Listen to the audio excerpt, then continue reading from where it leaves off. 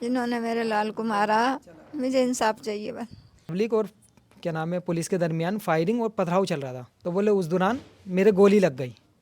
बोले पुलिस की, पुलिस अनाधुन ऐसी सब पे गोली चला रही थी और गोली मुझे भी लग गई। ये आपको किसने बताया?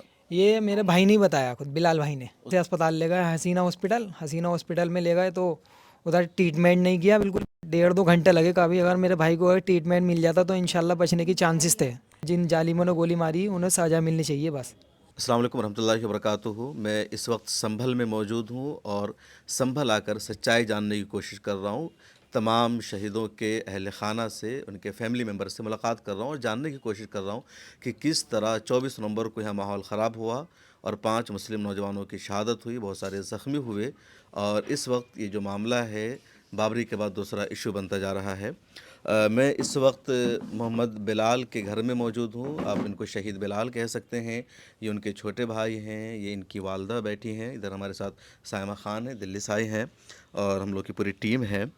भाई आपका नाम क्या है? मोहम्मद अलीम। अलीम, आपके भाई बिलाल उस दिन शहीद हो गए, कैसे पता चला आपको, क्या हुआ था उस दिन?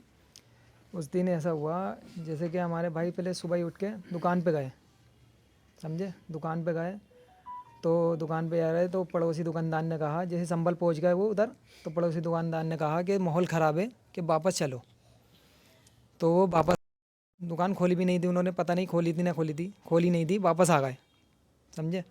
तो वापस आ रहे थे तो उधर जामा मस्जिद के पास, क्योंकि वही गेट है आने का। सामने तो हाँ वाला जी गेट? जी, उधर वही गेट है इधर को घर पे आने का। तो उधर को आ रहा है तो पब्लिक, उन्होंने देखा पब्लिक और क्या नाम है पुलिस के दरमियान फायरिंग और पथराव चल रहा था, तो बोले उस दौरान मेरे गोली लग गई। बोले पुलिस की, बोले पुलिस अनाधुन ऐसी सब पे गोली चला रही थी और गोली मुझे भी लग गई, और लोगों और 4-5 के और लगी, और मेरे भी लग गई। ये आपको किसने बताया? ये मेरे भाई ने बताया, खुद बिलाल भाई ने। वो ज़ख्मी हो गए जी थे जी तो जी गोली, वो जी जिंदा थे, उस वक्त बातचीत कर रहे थे। जी जी। जैसे मैं हमारे जैसे उनके गोली लगी तो फ़ोन आया, तो बोले ऐसे ऐसे तुम्हारे भाई के गोली लग गई है।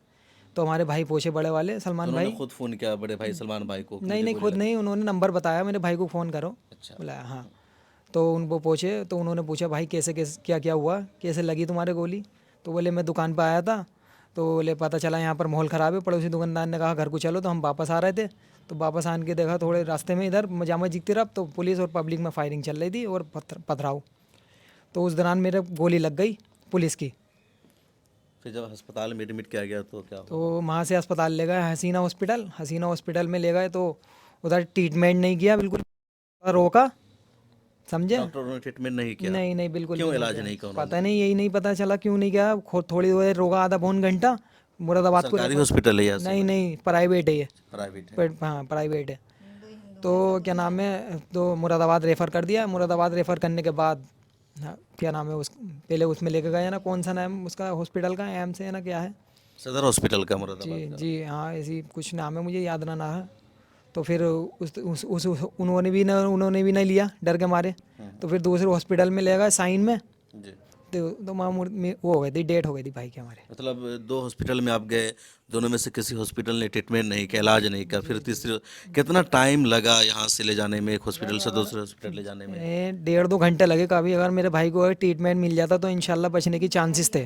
मतलब आपका काफ़ी टाइम बर्बाद हो, अगर टाइमली ट्रीटमेंट मिल जाता, इलाज हो जाता तो इंशाल्लाह ताला कितनी गोली लगी थी बिलाल को? मेरे भाई की एक तो लगी यहाँ पसली में, तो वो रील की हड्डी में पार हो गई थी, और एक टांग पे मारी। पोस्टमार्टम में आया, और अभी तक पोस्टमार्टम की रिपोर्ट भी नहीं मिली हमें। पोस्टमार्टम की रिपोर्ट अभी तक नहीं आई है? जी नहीं मिली अभी। तो मतलब आपके भाई ने साफ लफ्ज़ों में कहा कि पुलिस की गोली जी लगी जी थी उनको, पुलिस ने फायर किया था उन पर। जी, भाई ने हमारे पूरी पूरी बिल्कुल साफ लफ्ज़ों में ये बताया कि मैं उधर से आ रहा था दुकान पे से वापस, कि पुलिस और पब्लिक में पथराव और फायरिंग चल रही थी और मुझे पुलिस की गोली लगी, खुद बताया उन्होंने। तो आप लोगों ने कोई कंप्लेन दिया है इस बारे में? जी कंप्लेन दिया, और हमें उम्मीद है इंशाल्लाह, हमें सरकार से भी उम्मीद है, हमें इंसाफ चाहिए बस, हमें इंसाफ की मांग है बस, हमें इंसाफ चाहिए। कहा जा रहा है कि पुलिस सब पे दबाव बना रही है, कि लोग कहे कि किसी और वजह से मौत हुई थी, किसी और ने फायरिंग की, पुलिस ने फायरिंग नहीं किया। आप पर भी दबाव है इस तरह का? दबाव था पहले बहुत बहुत, अब है ना ना की बराबर है, मगर अब इतना नहीं है फ़िलहाल। अब जो हमने ट्रीटमेंट मतलब दे दी तहरीर, उसके मुताबिक काम चल रहा है। सरकार की तरफ से कोई मुआवजा वगैरह मिला आप लोगों को? नहीं नहीं, और हमें चाहिए भी नहीं। अल्लाह का दिया हमारे पास सब कुछ है, अल्लाह का शुक्र है, बस हमें इंसाफ चाहिए, बहुत इंसाफ सारे किसी लोग पर कुछ नहीं चाहिए। चंदा भी कर रहे हैं आप लोगों के नाम पर कि इनको हमें सपोर्ट करना है, देना है। ये गलत कर रहे हैं, जो भी है गलत है, ये बात सही नहीं है। हमने तो कहा नहीं है उनसे, इंसाफ चाहिए बस हमें तो खाली इंसाफ चाहिए, इंसाफ किसी का कुछ नहीं चाहिए। बस जिन जालिमों ने गोली मारी उन्हें सज़ा मिलनी चाहिए बस। क्या कहेंगे आप? इंसाफ चाहिए आपको? हाँ बस इंसाफ चाहिए बस, जिन्होंने मेरे लाल को मारा मुझे इंसाफ चाहिए बस। तो ये शहीद बिलाल का घर है और इनके भाई हैं, इधर इनके बड़े भाई भी हैं। और इन सब लोगों का साफ कहना है कि बिलाल के साथ दो मामला हुआ। एक तो बिलाल को पुलिस ने मारा और बिलाल ने खुद इसका एतराफ़ किया। इनके भाई कह रहे हैं, सब लोग कह रहे हैं, क्योंकि बिलाल की ऑन द स्पॉट डेथ नहीं होती बल्कि कुछ देर तक वो ज़िंदा रहे। सीने में गोली लगी, यहाँ रीढ़ यहाँ पे, और टांग में दूसरी गोली लगी।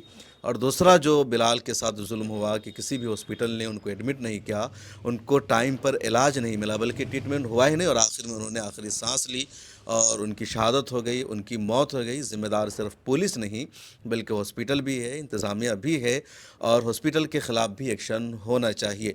संभल की ये पूरी सच्चाई है कि किस तरह जुल्म हुआ, किस तरह ज़्यादती हुई, और पुलिस से लेकर प्रशासन से लेकर डॉक्टर्स तक। डॉक्टर को कहा जाता है कि वो एक तरह से शिफायाबी का ज़रिया बनते हैं, कई जगह उनको भगवान कहा जाता है, लेकिन उन लोगों ने भी अपनी ज़िम्मेदारी नहीं निभाई। और ये बिलाल के भाई का दर्द है, उनकी वालदा का दर्द है। वो जवान भाई था, अभी शादी भी नहीं हुई थी, 22 साल सिर्फ बिलाल की उम्र थी, और संभल मस्जिद के इस पूरे मामले में उनकी मौत हुई। कैमरामैन तमन्ने के साथ शम्स तबरेज़ कासमी, मिल्लत टाइम्स। मिल्लत टाइम्स को जारी रखने और मजबूत बनाने के लिए हमारी आर्थिक सहायता कीजिए। ये एक आजाद मीडिया हाउस और कमजोरों की आवाज है। आप हमें देखें, सुने, पढ़ें और हर महीने ज्यादा नहीं, सिर्फ 100 रुपए से मदद करें। डिटेल्स डिस्क्रिप्शन में मौजूद हैं।